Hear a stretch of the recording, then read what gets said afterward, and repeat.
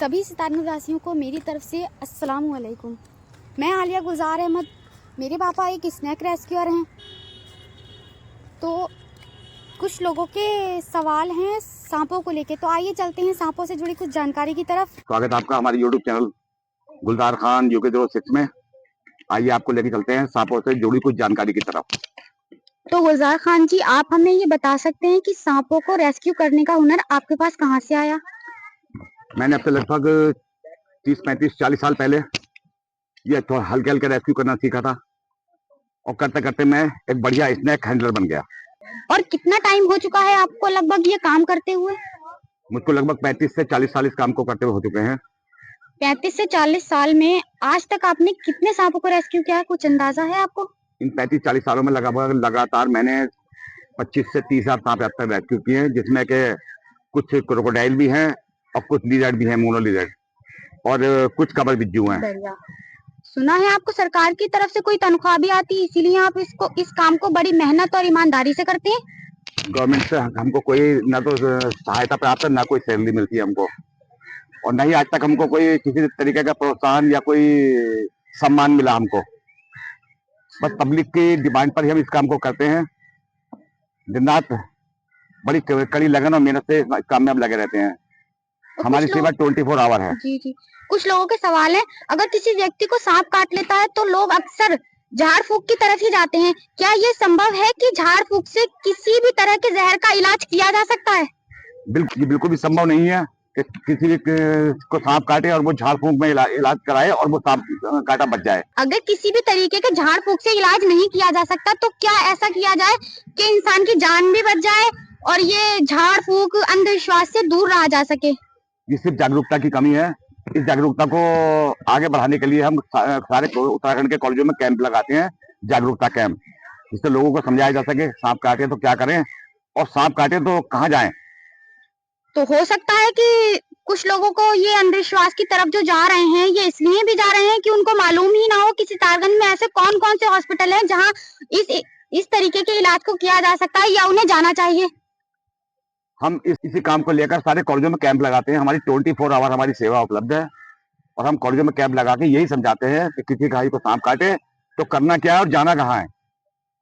काटे स्थान पर अच्छी तरह साबुन या सेवलॉन या डिटॉल से धोएं, और वहां पर मूली के पत्ते, कपूर, फिटकरी, हल्दी या तुलसी के पत्ते रख करके एक चीज कपड़े से बांध दें।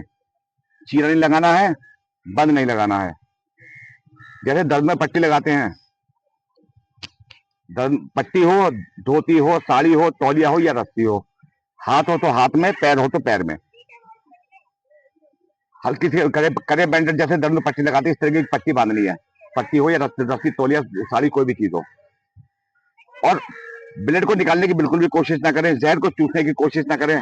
बहुत से लोगों का मानना है कि सांप ने काटे, चलो चीरा लगा देंगे तो जहर निकल जाएगा, जबकि ऐसा बिल्कुल भी मुमकिन नहीं है। और काटे हुए व्यक्ति को हॉस्पिटल लेके जाएं।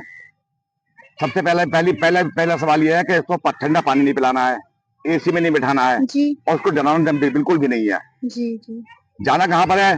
सामुदायिक स्वास्थ्य केंद्र सितारगंज, प्रयास hospital CIDCO road, Haldwani road, और SS हॉस्पिटल अमरिया रोड।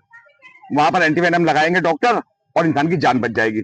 इस अंधविश्वास में हर साल 60 से 65 हजार आदमी मारा जाता है कि सांप ने काटा, चलो फलाने बाबा जी के पास, फलाने मुल्ला जी के पास झाड़ फूक कराएंगे और इंसान बच जाएगा, जबकि ऐसा बिल्कुल भी संभव नहीं है।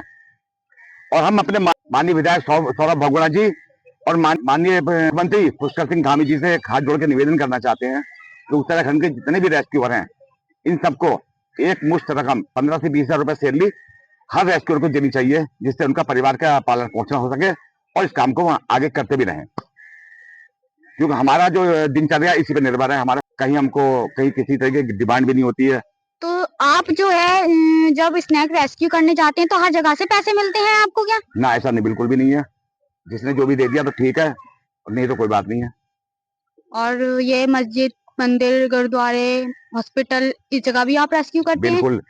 मंदिर, मस्जिद, गुरुद्वारा, चर्च 24 आवर हमारी फ्री सेवा रहती है, और वहां से रेस्क्यू करके लाते हैं। आप कहीं भी जाके इस बात की जानकारी ले सकते हैं। फ्री ऑफ कॉस्ट हम रेस्क्यू करते हैं।